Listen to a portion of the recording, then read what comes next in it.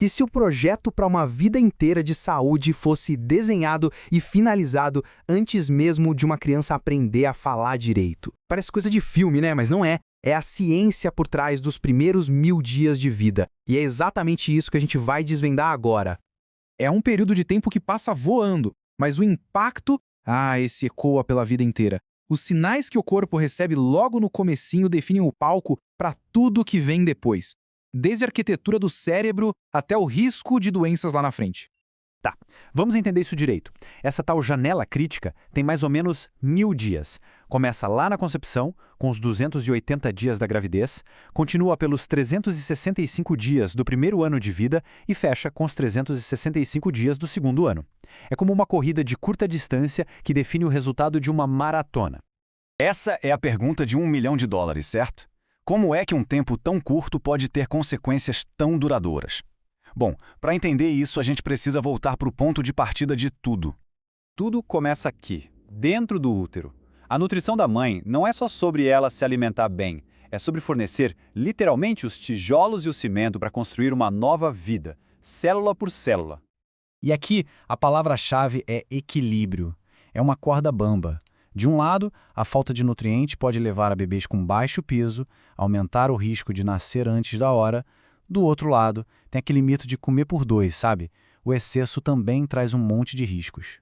É um equilíbrio super delicado. E nesse equilíbrio, um dos maiores desafios no mundo todo é a deficiência de ferro. A anemia não só deixa a mãe super cansada, como também pode atrapalhar o transporte de oxigênio para o cérebro do feto, que está ali a todo vapor se formando. E só para ter uma noção do tamanho disso, olha esse número. No Brasil, quase 1 em cada 3 grávidas tem anemia. Isso mostra que não é um problema de um lugar distante, ele está bem aqui, do nosso lado. Agora, o mais incrível é ver como uma intervenção que parece tão simples pode ser tão poderosa.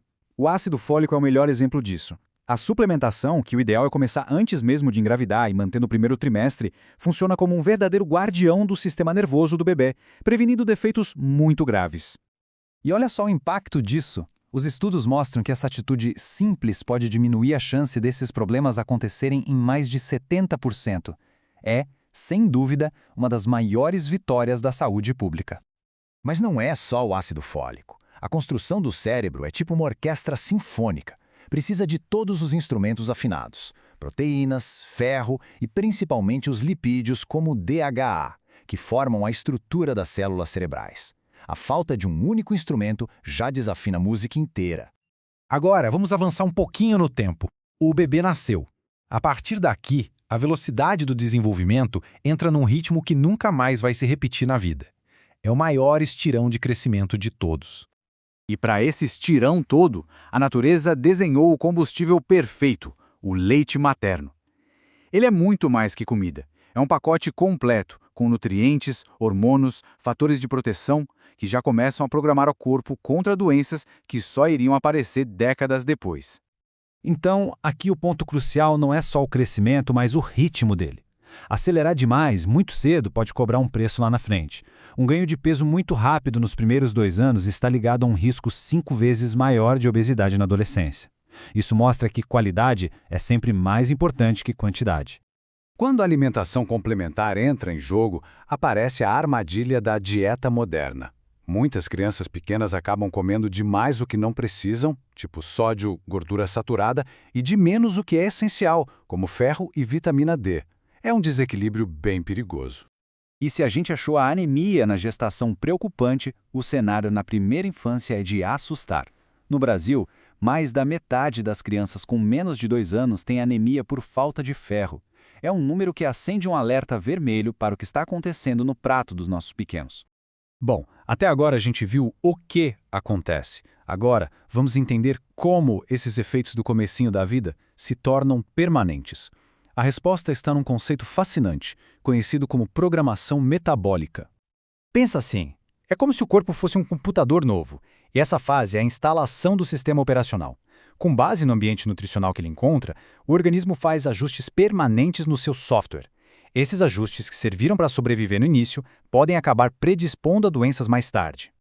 Parece meio abstrato, né? Mas a conexão é real, é direta. Como é que a dieta de um bebê pode de fato aumentar ou diminuir o risco de um infarto 5 décadas depois? A chave para entender isso é a epigenética.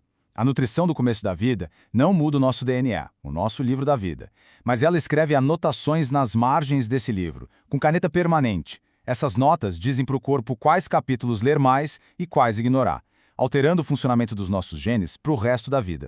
Entender essa ciência toda nos dá um poder gigantesco.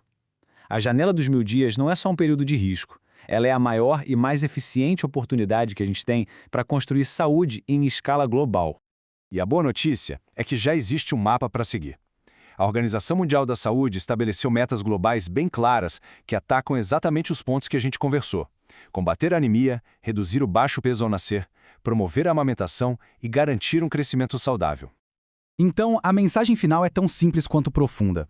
O projeto da saúde de uma pessoa não é só desenhado, ele é finalizado aos 2 anos de idade. Qualquer mudança depois disso é como uma reforma numa casa que já está pronta. Investir nesses primeiros 1000 dias não é só dar um bom começo, é definir toda a trajetória de uma vida.